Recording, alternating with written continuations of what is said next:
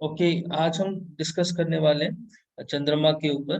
तो चंद्रमा अगर देखा जाए तो हमारे मन को कंट्रोल करता है। आपको ये स्क्रीन विजिबल है मैडम? हाँ जी सर। हाँ, तो ये चंद्रमा के ऊपर आज हम डिस्कस करने वाले हैं।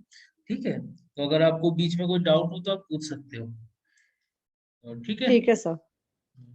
तो चंद्रमा जो हमारे मन को कंट्रोल करता है, हमारा सबसे महत्वपूर्ण प्लैनेट अगर देखा जाए सूर्य के बाद, क्योंकि सूर्य जो होता है, आपने अगर सन वाला क्लास देखा है, तो सूर्य जो होता है हमारे सोल को रिप्रेजेंट करता है, आत्मा को। तो हम किस लिए इस धरती पे आए हैं, ठीक है ना?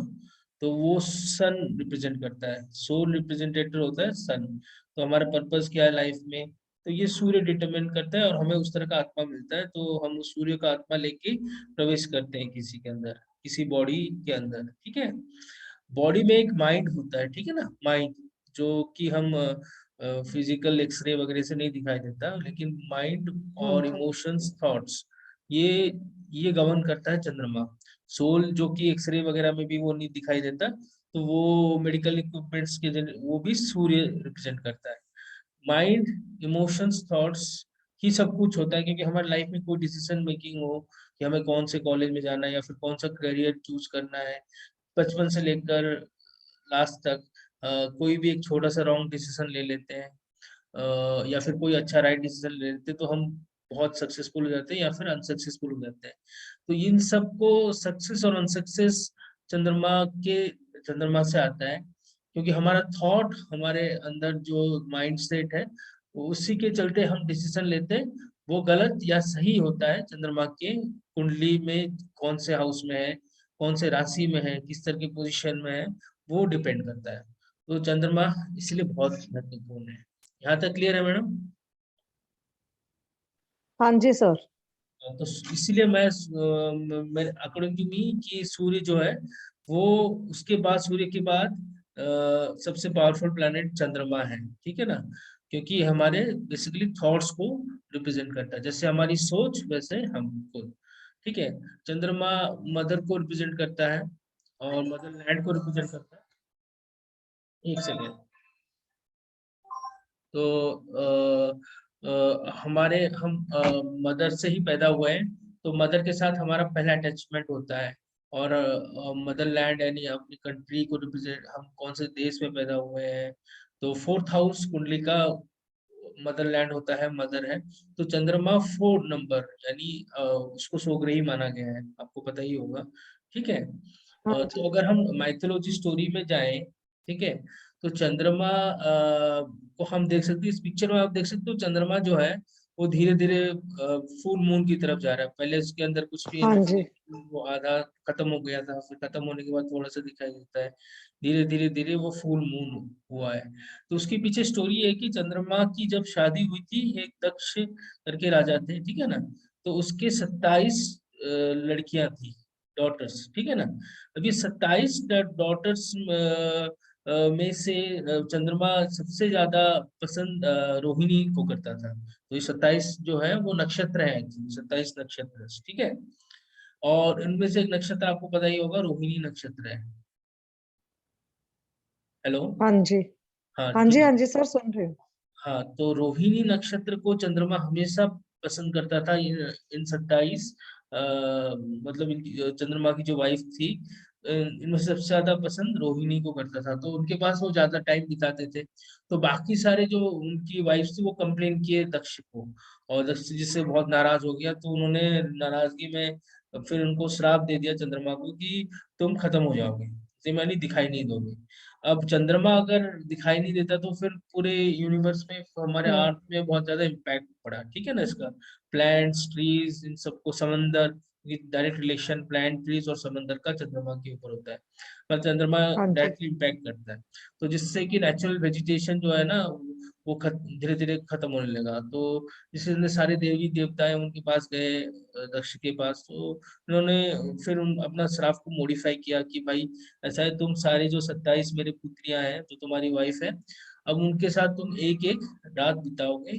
ठीक है, तो जिसके कारण तुम फिर अपना एनर्जी धीरे धीरे वापस पाओगे। तो वो फिर 27 दिन एक एक रात एक एक दिन वो हर एक वाइफ को टाइम देते हैं, ठीक है, जिसके पीछे 27 कंसल्ट का अपना हमारा जो नक्षत्र है मून सबको एक एक बार विजिट करता है, ठीक है। तो मून का स्पीड हाँ भी इस जी। वजह से कुंडली में या फिर बहुत ज्यादा फास्ट है, क्योंकि वो फास्ट मूविंग प्लैनेट इस वजह से, क्योंकि हर हर नक्षत्र को टाइम दे रहे हैं। इस ओके। इस श्राप को मॉडिफाई किया गया जिसकी वजह से हर हर नक्षत्र को हर वाइफ को टाइम दे रहा है। तो ये स्टोरी था, ठीक है ना। अब देखो अगर मैं पूछूं आपसे, आपको क्योंकि एस्ट्रोलॉजी का नॉलेज है, कि कौन सा प्लैनेट लव सेक्स रोमांस को रिप्रेजेंट करता है? सो वीनस। एग्जैक्टली ज्यादातर लोग यही बोलेंगे कि वीनस रिप्रेजेंट करता है love love sex romance relationship. Actually ये चंद्रमा का ज्यादा, चंद्रमा इन सब का मतलब डोमेन चंद्रमा का ज्यादा है इन सब पे कंट्रोल, क्योंकि ओके। वीनस है, no doubt Venus love romance sex इन सबको रिप्रेजेंट करता है। मार्स अलग तरह का रिप्रेजेंट करता है, लेकिन चंद्रमा लव रोमांस और सेक्स को बहुत ज्यादा मतलब इनको रिप्रेजेंट करता है, क्योंकि अब मून का नेचर बहुत ज्यादा सेक्सुअल है, ठीक है ना।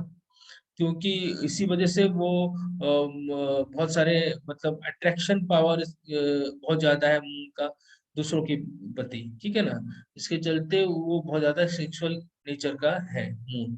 तो वीनस के साथ साथ आपको अगर कुंडली में मून को हमेशा देखना पड़ेगा, अगर आपको लव मैरिज या फिर लव रिलेशनशिप देख रहे हो या फिर एक्स्ट्रा मैरिटल अफेयर देख रहे हो, तो चंद्रमा का बहुत इंपॉर्टेंस है, ठीक है ना, किसी भी कुंडली में। तो इसको आप हम्म। इग्नोर मत करना, क्योंकि ये मेन है, उसके बाद आप वीनस मार्स पे जाओगे,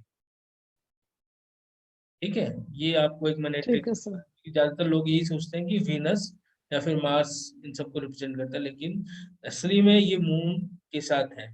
और एक स्टोरी ये है कि जब जुपिटर जो है, जुपिटर की जो पत्नी थी तारा, ठीक है, हम्म। हेलो, तो हाँ उनके जी, हाँ जी सर। मून बहुत ज्यादा अट्रैक्शन, क्योंकि उसके अंदर बहुत ज्यादा सेक्सुअल पावर और अट्रैक्शन था, तो वो फिर जुपिटर की जो वाइफ थी तारा के साथ तारा को किडनैप या फिर कुछ शास्त्र में लिखा हुआ उनके उनके साथ रिलेशनशिप बना लिया, और जिनके चलते फिर तारा का एक पुत्र पैदा हुआ, बहुत ही खूबसूरत, बहुत ही मतलब देखने में बहुत ज्यादा, उसको बुध मरकुरी, ठीक है ना, हम्म। मरकुरी पैदा हुआ।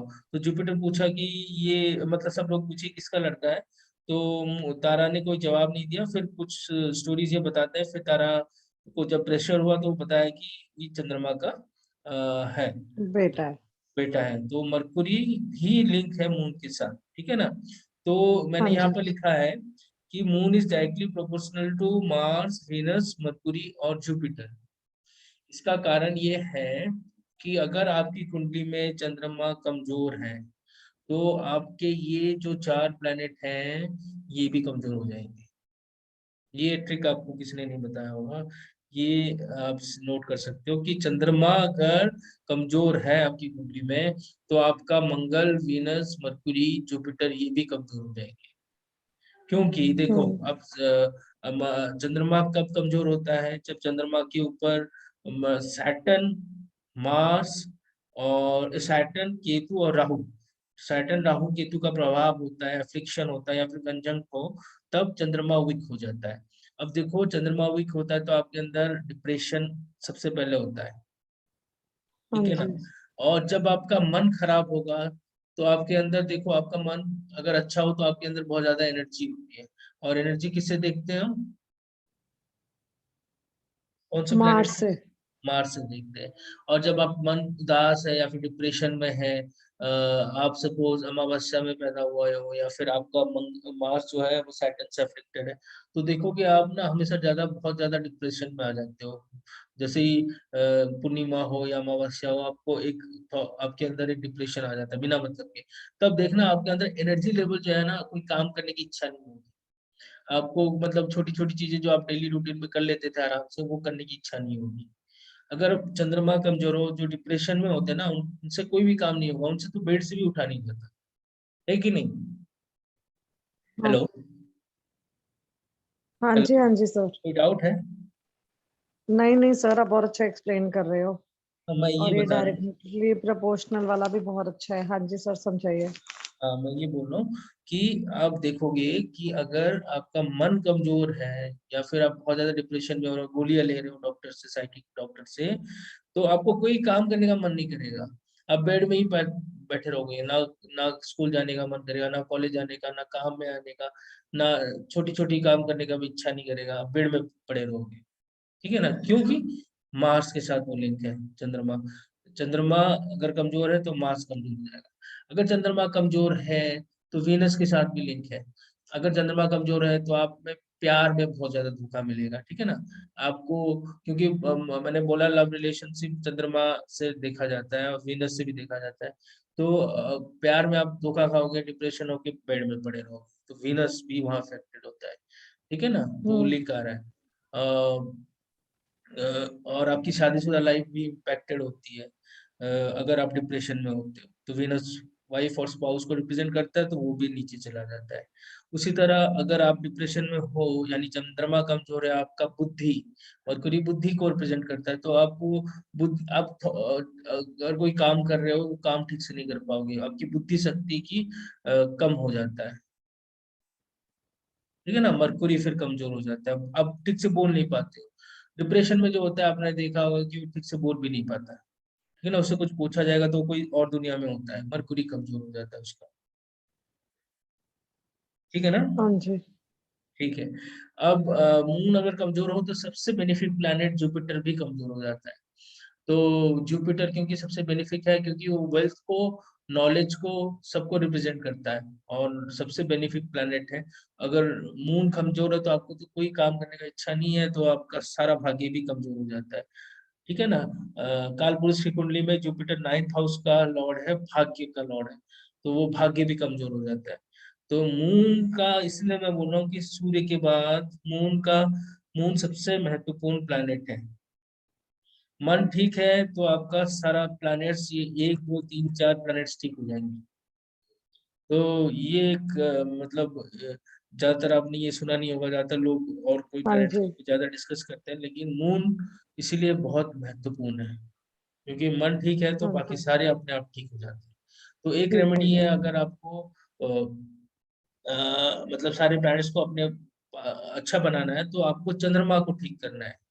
ठीक है, और चंद्रमा कैसे ठीक होगा, आप ट्राई करो कि अगर जिसका चंद्रमा पहले कैसे खराब होते हैं हम वो डिस्कस कर लेते हैं। तो चंद्रमा, 3 प्लैनेट्स ऐसे होते हैं वो चंद्रमा को बहुत कमजोर बना लेते हैं। एक तो है चंद्रमा अगर राहु केतु के साथ लिंक हो, राहु देख रहा हो चंद्रमा को, या राहु चंद्रमा के साथ बैठा हो। ठीक है ना, तो इससे क्या होता है ना, मन एक, मतलब क्या बोलते हैं, ब्लैकआउट, मतलब आप डिसीजन मेकिंग कुछ नहीं कर पाते। अ, अगर हाँ अब मैं जी। आपसे सिंपल क्वेश्चन पूछूंगा 1 + 2 कितना है, तो आप ऑटोमेटिकली बोल दोगे 3। ठीक है ना, ऐसा लोग हाँ मतलब जी। वो ब्लैकआउट हो जाते हैं, कोई डिसीजन मेकिंग नहीं कर पाता। राहु पूरा ग्रसित कर लेता है चंद्रमा को, और उसी तरह केतु भी। ठीक है ना, हालांकि केतु चंद्रमा के साथ जब बैठता है तो एक हाईली स्पिरिचुअल, क्योंकि वो दूसरे वर्ल्ड में होते हैं, ये स्पिरिचुअल वर्ल्ड में ज्यादातर होते हैं, और उनका माइंड जो होता है केतु चंद्रमा कंजंक्शन, तो ये अलग दुनिया में होते हैं। ठीक है ना, हाई स्पिरिचुअल मिस्टिक पावर्स इनके अंदर वो ज्यादा आ जाता है। ठीक है, तो वो नॉर्मल नहीं हाँ है। जी। ठीक है, क्योंकि थॉट प्रोसेस इनका 2 वर्ल्ड के बीच में आ जाता है। ठीक है, मून और केतु वाले, हाँ। इंट्यूशन लेवल उनका अलग होता है, और कुछ कुछ केसेस में तो हाईली डिप्रेसिव हो जाते हैं। उनको मेडिकल हेल्प की जरूरत पड़ती है, तो राहु भी ऐसा कर सकता है। और सैटर्न मून तो डेफिनेटली कंजंक्टेड हो या फिर दृष्टि पड़ रही हो, तो ऐसे लोग तो बहुत ज्यादा डिप्रेशन में आ जाते हैं बहुत जल्दी। छोटी छोटी बातों पे दुखी हो जाना, या छोटी छोटी बातों पे ओवर थिंकिंग करना, राहु भी ओवर थिंकिंग कराता है, सैटर्न भी, केतु भी। तो ये जो 3 प्लैनेट है चंद्रमा को ज्यादा ही इफेक्ट डाल देते हैं। तो इसीलिए राहु केतु को शांत करना भी, देखो कैसा लिंक आ रहा है, राहु केतु हाँ सैटर्न जी। को भी शांत करना पड़ेगा अगर आपको चंद्रमा को ठीक करोगे। चंद्रमा आपका ठीक होता है, मन ठीक होता है, तो वीनस, मरकुरी, मार्स, जुपिटर, ये 4 प्लैनेट्स आपके ठीक होते हैं। देख लो, तो ये सारे लिंक है। हम्म। तो ये सब पास्ट लाइफ कर्मा से होता है कि आपका मन कितना स्ट्रांग होगा, कितना वीक होगा। अगर आपके पास्ट लाइफ कर्मा अच्छे हैं आप, तो इस लाइफ में आपका चंद्रमा स्ट्रांग होगा। ठीक है, चंद्रमा कब स्ट्रांग होगा, चंद्रमा जैसे आपको मैंने स्टार्टिंग में बताया था, रोहिणी नक्षत्र में चंद्रमा ज्यादा पसंद करता है। ठीक है, तो रोहिणी नक्षत्र कब होता है, जब रोहिणी 11 डिग्री, ठीक है, 11 डिग्री से लेकर 23 डिग्री टॉरस साइन में जब भी चंद्रमा इस पोजीशन में होता है तो बहुत अच्छा रिजल्ट देता है। ठीक है, हाँ जी। 11 डिग्री से लेकर 23 डिग्री के अंदर रोहिणी नक्षत्र, जो कि टॉरस राशि में फॉल करेगा। तो इसीलिए इसीलिए जब भी इसीलिए चंद्रमा एक्सल्टेड माना गया है टॉरस राशि में, क्योंकि वहां पर रोहिणी नक्षत्र फॉल करता है। और अगर आपका चंद्रमा 11 डिग्री से लेकर 23 डिग्री टॉरस में है तो आपका चंद्रमा बहुत पावरफुल है। और इसके साथ ही, पावरफुल होने के साथ ही, आपका मार्स, वीनस, जुपिटर और ये जो 4 प्लैनेट है, वीनस, मार्स, जुपिटर और मर्क्यूरी, ये 4 प्लैनेट्स, मर्क्यूरी। हाँ, ये 4 प्लैनेट्स ऑटोमेटिकली स्ट्रांग हो जाएंगे। ठीक है ना, ये 4 प्लैनेट्स हाँ ऑटोमेटिकली जी। स्ट्रांग हो जाएंगे क्योंकि आपका मन स्ट्रांग है। अगर ये खराब जगह पे भी है फिर भी आप एक वे आउट कर लोगे और अपने आप को निकाल लोगे उस गड्ढे से। अगर सपोज ये 4 प्लैनेट्स 8th हाउस में है, कोई एक तो 8th हाउस में है, तभी आप हाँ निकाल जी। लोगे क्योंकि आपका मन स्ट्रांग है। अगर आपका मन कमजोर है, सपोज आपका चंद्रमा यहाँ आ गया स्कॉर्पियो राशि में, एक अनस्टेबल राशि में, ठीक है ना, तो नीच फिर राशि में। हाँ, नीच राशि में, तो फिर आप अनस्टेबल हो। तो आपके ये जो 4 प्लैनेट्स है, मर्क्यूरी, आपका वीनस, जुपिटर और मार्स, ये भी नेगेटिव इफेक्ट्स देंगे क्योंकि आपका मन कमजोर है। आपको बुद्धि ठीक से नहीं होगा, काम नहीं करेगा। ठीक है ना, बुद्धि अलग तरह से भागेगा। ठीक है, अगर आपका मरकरी बहुत अच्छी पोजीशन में है तो आप हो सकता है कि कोई मतलब साइंटिस्ट बन जाओ। ठीक है ना, साइंटिस्ट तो दिन रात सोचते रहते हैं ना, तो हाँ ओवर जी। थिंकिंग तो होगा ही होगा। तो या अगर सपोज आपका मास बहुत ज्यादा स्ट्रांग है तो आप बहुत ज्यादा करेजियस होगे, लेकिन वो नेगेटिव में ज्यादा जा सकता है। तो चंद्रमा का स्ट्रांग होना बहुत सही है। तो उसके कुछ रेमेडीज मैं आपको बताता हूँ। जैसे कि भगवान शिव के ऊपर चंद्रमा आप देख सकते हो। ठीक है ना, तो भगवान शिव की पूजा पूर्णिमा के दिन तो जरूर मेडिटेशन करना चाहिए, वो भी खुले छत में, जैसे जहाँ पर आप चंद्रमा का पूर्णिमा का पूरा लाइट पड़ता हो। 108 माला ओम नमः शिवाय का जरूर जाप करना चाहिए। और ओम सोम सोमाया नमः, इसका भी मंत्र जाप कर सकते हो। ठीक है, और तो ओम चंद्राय नमः सिंपल सा मंत्र है, तो इनका जाप करने से बहुत पावरफुल होता है चंद्रमा। हर दिन तो अगर आपका चंद्रमा 8th हाउस में है, ठीक है, या फिर आपका चंद्रमा 8 के साथ लिंक है, हम्म।